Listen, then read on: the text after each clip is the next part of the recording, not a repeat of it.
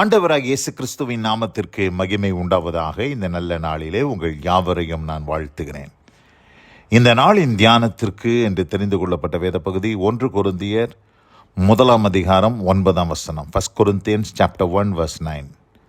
தம்முடைய குமாரனும் நம்முடைய கர்த்தருமாய் இருக்கிற இயேசு கிறிஸ்துவுடனே ஐக்கியமாய் இருப்பதற்கு உங்களை அழைத்த தேவன் உண்மையுள்ளவர். ஆமென். God is faithful, by whom you were called into the fellowship of His Son, Jesus Christ our Lord. கர்த்தருடைய பரிசுத்த நாமத்துக்கு மகிமை உண்டாவதாக. God is faithful. God is faithful. ஆண்டவர் உண்மை உள்ளவர். யாருக்கு உண்மை உள்ளவர் என்றால், those who are called, அழைக்கப்பட்டவர்கள். எதற்கு அழைக்கப்பட்டவர்கள் என்று நாம் பார்க்கும்போது, கிறிஸ்து இயேசுவுடனே ஐக்கியப்படுவதற்கு, fellowship of his son Jesus Christ our Lord, அவருடைய குமாரனாகிய கிறிஸ்துவுடனே கூட நம்ம ஐக்கியமாய் இருப்பதற்கு அழைத்த தேவன் ஹீ இஸ் ஃபெய்த்ஃபுல். அவர் உண்மை உள்ளவராயிருக்கிறார். இந்த கொரிந்து சபை எப்படிப்பட்ட ஒரு சபை என்று சொன்னால், அது உலகத்துக்குள் இருந்த சபை, பாவம் நிறைந்த ஒரு இடம். கொரிந்து பட்டணம் என்று சொன்னாலே பாவம் நிறைந்த இடம். அந்த இடத்துல பார்க்கும்போது விக்கிரக ஆராதனைகளும் பாவமும் பெருகி இருந்த ஒரு இடமாக அந்த கொரிந்து சபை காணப்பட்டுச்சு.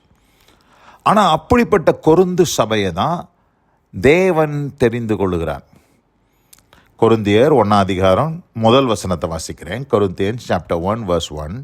தேவனுடைய சித்தத்தினாலே இயேசு கிறிஸ்துவின் அப்போஸ்தலனாகும்படி அழைக்கப்பட்டவனாகிய பவுலும் சகோதரன் ஆகிய சொஸ்தேனையும் கொரிந்துவிலே கிறிஸ்து இயேசுவுக்குள் பரிசுத்தமாக்கப்பட்டவர்களாயும் பரிசுத்தவான்களாகும்படி அழைக்கப்பட்டவர்களுமாய் இருக்கிற தேவனுடைய சபைக்கு என்று பார்க்கிறோம். அப்போது இந்த கொரிந்து சபையை தேவன் பரிசுத்தத்திற்கென்று அழைத்திருக்கிறார்.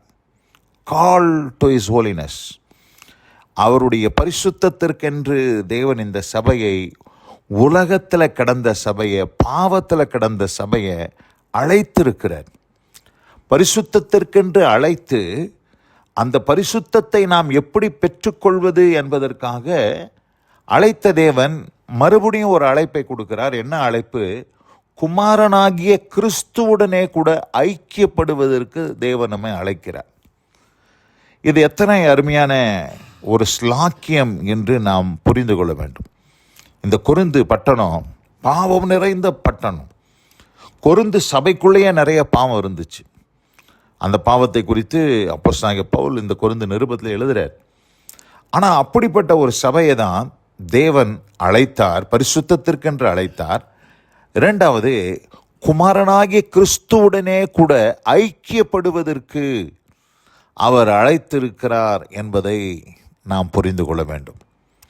அப்படி அழைத்த தேவன் அந்த சபைக்கு என்ன சொல்றாரா? உங்களை அழைத்தவர் உண்மை உள்ளவர், அழைத்தவர் உண்மை உள்ளவர் என்று நம்ம பார்க்கிறோம். You were called into the fellowship of His Son and He is faithful to those who He has called. யாரெல்லாம் அவர் அழைத்திருக்கிறாரோ அவர்களுக்கு அவர் ஃபெய்த்ஃபுல்லாக இருக்கிறதை நாம் பார்க்க முடிகிறது. தன்மையான இந்த நல்ல நாளில் கூட இந்த உலகத்தில் எத்தனை பாவம் நிறைந்த ஒரு சூழ்நிலை, எத்தனை போராட்டம் நிறைந்த ஒரு சூழ்நிலை இருந்தாலும் ஆண்டவர் பாருங்க, நம்மை அவருடைய குமாரனோடு ஐக்கியப்படுவதற்கு நம்மை அழைத்திருக்கிறார். அழைத்த தேவன் எப்படிப்பட்டவராக இருக்கிறாரா? உண்மை உள்ளவராக இருக்கிறார். என்னத்துக்கு? நம்மளை கடைசி வரையிலும் அந்த ஐக்கியத்தில் நம்மளை நிலைநிறுத்துவதற்கு ஆண்டவர் உண்மை உள்ளவராக இருக்கிறார். அதை நாம் புரிந்து கொள்ள வேண்டும். இன்றைக்கு நிறைய பேர் உலகத்தை விட்டு கிறிஸ்துவனிடத்தில் வந்து கிறிஸ்துவுடனே கூட ஐக்கியப்படுவதற்கு யோசிக்கிறாங்க. ஏன்னா கடைசி வரைக்கும் என்னால் இருக்க முடியுமா, கடைசி வரைக்கும் அந்த ஐக்கியத்தில் நான் தொடர முடியுமான்னு சொல்லி அநேகருக்கு ஒரு பெரிய சந்தேகம். ஆனால் ஆண்டவர் என்ன சொல்கிறாரு? உங்களை அழைத்த தேவன், கிறிஸ்துவுடனே கூட ஐக்கியப்படுவதற்கு உங்களை அழைத்த தேவன் உண்மை உள்ளவராக இருக்கிறார். God is faithful. ஆண்டவர் நமக்கு உண்மை உள்ளவராக இருக்கிறபடினாலே நாம் எதை குறித்தும் நாம் கவலைப்பட வேண்டிய அவசியம் இல்லை. நாம் வாசிக்கிறோம். கர்த்தருடைய பரிசுத்த நாமத்துக்கு ஸ்தோத்திரம். 1 கொரிந்தியர் 10ஆம் அதிகாரம் 13ஆம் வசனத்தை வாசிக்கிறேன். 1 Corinthians chapter 10 verse 13. மனுஷருக்கு நேரிடுகிற சோதனையே அல்லாமல் வேறே சோதனை உங்களுக்கு நேரிடவில்லை. தேவன் உண்மை உள்ளவராக இருக்கிறார். God is faithful. அப்போ பாருங்க, கர்த்தர் எதுக்கு ஃபெய்த்ஃபுல்லாக இருக்கிறாரா? சோதனை நிறைந்த உலகத்தில் ஆண்டவர் கிறிஸ்துவுடனே கூட ஐக்கியப்படுவதற்கு நம்மளை அழைச்சிருக்கிறாரு. ஆனால் அந்த சோதனை உங்களுக்கு ஆண்டவர் சொல்ற, மனுஷருக்கு நேரிடுகிற சோதனை அல்லாமல் வேறே சோதனை உங்களுக்கு நேரிடவில்லை. தேவன் உண்மை உள்ளவராக இருக்கிறார். எதில்? சோதனையில். உங்களுக்கு நிறைய சோதனை வரும். மனுஷர்களுக்கு என்னென்ன சோதனை வருதோ அந்த சோதனைலாம் உங்களுக்கு வரும். ஆனால் அந்த சோதனையில் தேவன் எப்படிப்பட்டவராக இருக்கிறாரா? உண்மை உள்ளவராக இருக்கிறார். உண்மை உள்ளவராக இருந்து என்ன சொல்றாரு? உங்கள் திராணிக்கு மேலாக நீங்கள் சோதிக்கப்படுகிறதற்கு அவர் இடம் கொடாமல் சோதனையை தாங்கத்தக்கதாக சோதனையோடு கூட போக்கையும் அதற்கு தப்பித்து கொள்ளும்படியான போக்கையும் உண்டாக்குவார் என்பதுதான் உண்மை. அதில் தான் அவர் உண்மை உள்ளவராக இருக்கிறார். அப்போது கிறிஸ்துவுடனே கூட ஐக்கியப்படுவதற்கு இன்றைக்கி அநேகர் யோசிக்கிறாங்க. இதில் போனால், இந்த கிறிஸ்துவ வாழ்க்கையில் போனால் நமக்கு சோதனை வரும், நமக்கு பாவம் பின்தொடரும், நம்ம மறுபடியும் விழுந்து போயிடுவோம், உலகத்தில் நம்ம இழுப்புண்டு போயிடுவோம். எப்படி நம்மளால் கிறிஸ்துவுடனே கூட பரிசுத்தத்திற்கென்று அழைத்திருக்கிறாரே, கிறிஸ்துவுடனே ஐக்கியப்படுவதற்கு அழைத்திருக்கிறார், எப்படி நம்மளால் முடியும்? ஆனால் நிச்சயமாக முடியும். ஏனென்று சொன்னால், உங்களை அழைத்தவர் உண்மை உள்ளவர். இந்த 1 கொரிந்தியர் 10ஆம் அதிகாரம் 13ஆம் வசனத்தில் சொல்கிறாரு, தேவன் உண்மை உள்ளவராக இருக்கிறார். God is faithful. இன்னொரு வசனத்தை வாசிக்கிறேன். 2 தெசலோனிக்கர் 3ஆம் அதிகாரம் 3ஆம் வசனத்தை வாசிக்கிறேன். கர்த்தரோ உண்மை உள்ளவர், அவர் உங்களை ஸ்திரப்படுத்தி தீமை நின்று விலக்கி காத்துக்கொள்வார். அப்போ பாருங்கள், இந்த தெசலோனிக்க சபைக்கும் அநேக போராட்டங்கள், அநேக பிரச்சனைகள், கிறிஸ்துவுக்குள் அவங்களால தொடர்ந்து ஐக்கியப்பட முடியாத அளவுக்கு பிரச்சனைகள் இருந்துச்சு. ஆனால் தேவன் எப்படிப்பட்டவராக இருக்கிறான்? கர்த்தரோ உண்மை உள்ளவர், அவர் உங்களை ஸ்திரப்படுத்தி தீமை நின்று விலக்கி காத்துக்கொள்ளுவார். தன்மையான இந்த நல்ல நாளில் கூட தேவன் உங்களை அழைத்திருக்கிறார். அந்த பரிசுத்த வாழ்க்கைக்கு கிறிஸ்துவுடனே கூட ஐக்கியப்படுவதற்கு அழைத்திருக்கிறார். நீங்கள் பயப்படாதீங்க.